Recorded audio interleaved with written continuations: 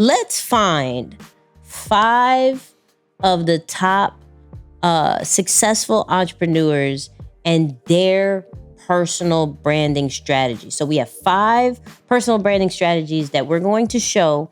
We're going to break down real quick, just so we can get everything from mindset to very tangible what to create, to owning your voice, to understanding that your perspective and the way you say things matter, right?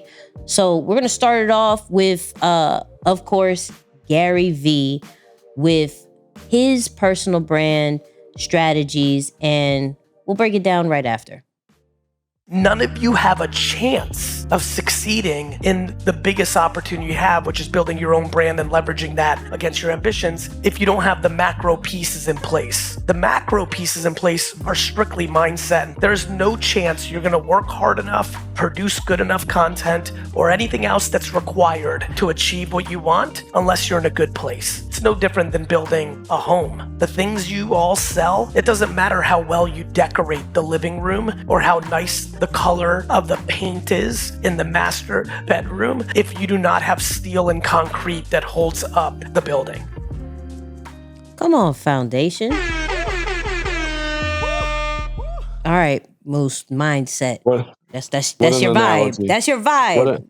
What an analogy. Yeah, no, there's and I really didn't want to talk about this, but I guess it is so entertaining to some extent. Not how what I'm about to say has ended or what's currently happening now, but the way this person has navigated the online space or the digital space or the content space for so long now. It's difficult to ignore, especially if you have some common I wouldn't say interest, but you come from a similar place. So there's a guy on Twitch right now. He goes by the name of Fousey, and he's done this. He went on this crazy streak in the last couple of months. I think probably a month and a half or so, where he was streaming for 24 hours straight, and he was just all day, every day. He was taking people on with him, and so he got the attention of Aiden Ross and Kick. And there were talks of this huge deal, $15 million, and they said $77 million, and it was just bananas, right? But it was really entertaining. Now, whether or not you agree with his lifestyle and what he did, at the end of the day, it captured people's attention. Now, I've known about Fousey's content probably over a decade, 10, 12 years ago, when he first got on YouTube, and he was doing vlogs and just regular videos about a Middle Eastern mom, like raising her son in America. Now, of course, that's literally my experience. And so I remember me and my younger cousins would, find so much just like common jokes and experiences in that, because that was literally what it was like for us, seeing a mom, from the Middle East come here, and then we're also now getting Americanized. So it was just really great content, very entertaining. But what I'm saying is, it ends with him having a breakdown. He gets arrested, and now he's, I believe, at a hospital. And, Aiden Ross came out and said, the deal is gone. And so all of that to say, you have to take care of you first, because even if you do get the success that you're aspiring to get to, you can lose it in a blink of an eye if it's not built on a solid foundation. So that's just immediately what comes to mind, man. And shout out to those people who are willing to sacrifice and go, beyond any and everything and everyone to get to the things that they want. But I do think that, as boring as it may seem to some, or whatever it may seem to others, at the end of the day, everyone gets to a point where they realize what really matters in life. And you're like, hold up, I think I might have done this out of order. And so if someone's on the fence about this concept right now, and you're considering like, should I invest in my, my mindset or my mental health, or just my overall well-being, or the development and the growth of where I want to be, I'm telling you, it may feel like a tremendous sacrifice, but you will not regret it, come years down the line, that you built yourself, you positioned yourself correctly, so that you don't make giant strides towards where you want to be. Then you mess up and you have to lose it all and build again. And so this might be, this guy's second or third time building it and losing it all. So, after a while, it makes you wonder, like, yo, what's the mindset? What's the status of the mind when it comes to things like that? So, of course, prayers to everyone who's dealing with a tough situation, because I know it's never easy, and we all have difficult things that we're going through. But I got to say, I know it gets cheesy after a while. I get bored of talking about mindset, and I'm a mindset junkie. I'd be like, man, I need to do something different. But at the end of the day, it's like you never realize how important it is until you're in desperate need of it, or like you're in shambles and you're like, man, I can't see myself out of a 2-foot hallway if I needed to. So it's real. Facts. Let's get into this second one with Neil Patel about video content. SEO is great, but if you really want to build a personal brand, it's social media first. And it's video content specifically. You need video content on LinkedIn, YouTube, TikTok, Instagram, Facebook, Twitter. Yeah. Just take the same video content, publish it everywhere. Even on Snap. You could be like, barely any of my audience is on Snap. Someone may see it. It's better than nothing. You already created the content. It doesn't cost you much more to publish it again on another social channel. And that's simple too. Just put it everywhere. Yep. And it doesn't have to be high quality production. Just bust out your phone, hit the record button, put it up. And I think that part, there's 2 parts that he said to that, but let's go with the second one where, it really doesn't have to be the high production for us to be successful with our personal brands. Like organic content, us just grabbing our phone is starting to be really popular because it's more of a connection. I feel more relatable. You grabbing your phone, you giving me a quick message, you showing me your life, you being some type of entertainment or motivation in some way, shape, or form, that I could feel like I could share that way more than you literally setting up everything and then hitting record. But that doesn't mean not to do the high production either, right? But of course, the first part that he said, which is, the publish it, like make it and publish it everywhere. Right now, we're in a era where short form content is acceptable everywhere. And so we could put something up on Instagram, TikTok, YouTube, Shorts, Threads, Twitter, X, LinkedIn. We could put it all the same thing and not necessarily get the same impact, but there is going to be somebody who is going to be impacted or see it that maybe wouldn't have seen it if you just only posted on one thing. Before, the big strategy was give each platform a different experience. And I do believe that there does need to be a little bit of that to truly see success on that particular platform, right? We normally concentrate on one and then repurpose on others. So, but if you're trying to dominate on different platforms, there does have to be a point where you have to understand what that particular platform wants instead of a rinse and repeat situation. But if we can master short form video, right? Mr. Beast said this in a recent episode. If we can master short form video, we can kill it on all social media platforms at this moment.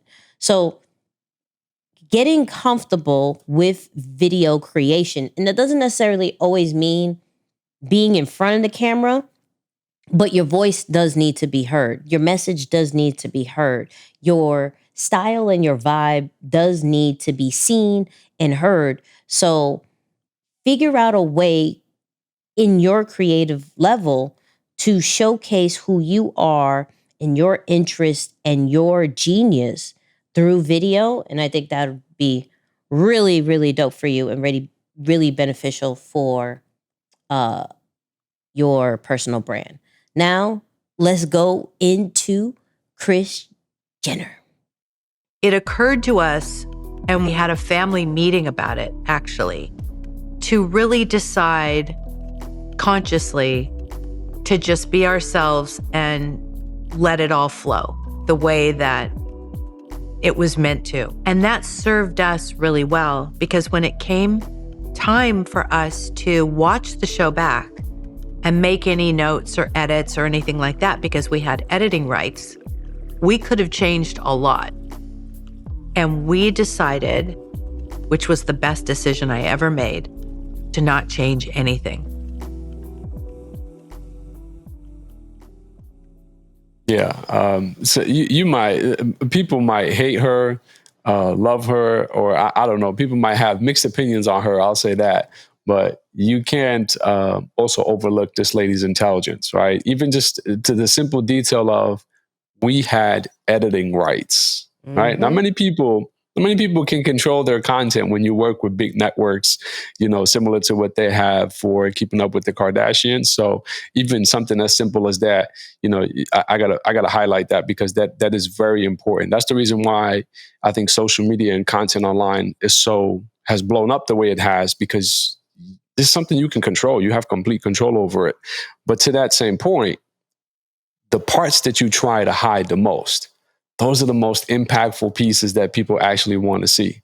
Now, I'm not saying put your business out on Front Street and embarrass yourself or try to create a reality TV show within your content, but it's typically the things that you try to hide that most people find very relatable. And so there's so much power in finally finding the courage, or just having that conversation with you. Like, what is it about you that knows that you're experiencing the things that you're experiencing, but for some, it's okay for you to experience the things that you're experiencing, but you don't want no one to experience or to know that you're going through them. So I get it. And this coming from a private person, go through the experience of what you're experiencing, but then you don't want people to experience it with you. I was like, how many experiences are you going to say? That was a lot of experiences in one short phrase, but yeah. No, but I'm just saying, like, even at the event yesterday, everyone was saying, like, Tiff came up and she said, man, thank you for allowing us to go on that trip to Egypt with you, because you normally would never share something like that, and you did. And there was a lot that we can relate to in that experience. And so that's what I'm trying to say. It's like, hey, you got to ask yourself, like, now granted that was maybe a high for me, and so it was easier to share than something else. But as you could see, or during that time, I held nothing back. Like my daughter, my wife, everyone was in the content with me. So I think at some point it's those things that we normally would want to hide, because for whatever reason, you're a private person, you just don't want to, you're unsure. Like, man, some of those experiences are incredibly relatable for a lot of people who are watching you. So good. So good. Let's get to the next one, which is Vanessa Lou. Now, the second category of content is really inspirational, and it's really meant to build up your personal brand and have your audience feel more connected to you. So the 3 content pillars that are under this category is creating content around things that will inspire your audience. It's also about creating content that will give fun facts or stories about you as a personal brand. And then the third content pillar is really about shifting people's beliefs, really making them feel more confident or changing their opinion on something so that you can get them on your side. These are the different types of content pieces that can bring your audience closer to you. Now, I love this because we have to show ourselves some way, shape, or form. And here, this is a way to get a deeper connection with our audience. And so when she said, yo, show something that will inspire them, right? And some people sometimes feel like that's a flex, right? Like we see it with rappers, they show the cars, they show the cash. But really, and Meek Mill is one of those people who he will always put, this is for motivational purposes only, when he shows like his cars and things like that, right? That for people who have his same background, to see things like that is possible is great. For her, what she showed, for those people who are listening, she showed like the million, I think either the 100K or the million subscriber plaque from YouTube. That's inspiration for people who are content creators who want to get to that status, right? Something as simple as maybe a certification, right? Something as far as maybe a new travel location. That's something that can inspire your audience. If you went to Comfort Plus and you were sitting in row 36 before, that could be an inspiration. You feel me? Like, these different types of content is not a flex, but is specifically for your audience. And for those people who think that it's a flex, they're not your audience. Then, like fun facts and stories about you, to get people to know a little bit more about you. Now, clearly it's boundaries of what you want to give. You don't want to show too much if you're not that type, but you do understand that as a personal brand, we want to get to know you a little bit more. So what are some of your hobbies? What are some fun facts? What kind of stories do you have? And this is where storytelling comes into play.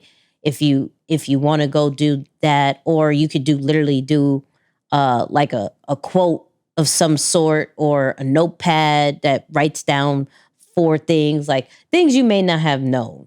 Like, and that's fine, because that's purely for your audience, right? And then mindset shift is huge for your audience, because to get to your level, to get to the level that is going to be transformational for them, they have to shift how they are at that moment. And you are just expressing some of the things that has helped you, some of the myths that you debunked in your life. And so building these different types of content, like she said, is going to get your audience more closer to you, but also really show what has made you into the brand that you are, from a inspiring standpoint, from a more personal standpoint, and then from a mindset shift standpoint. I think these are things that everybody would definitely need.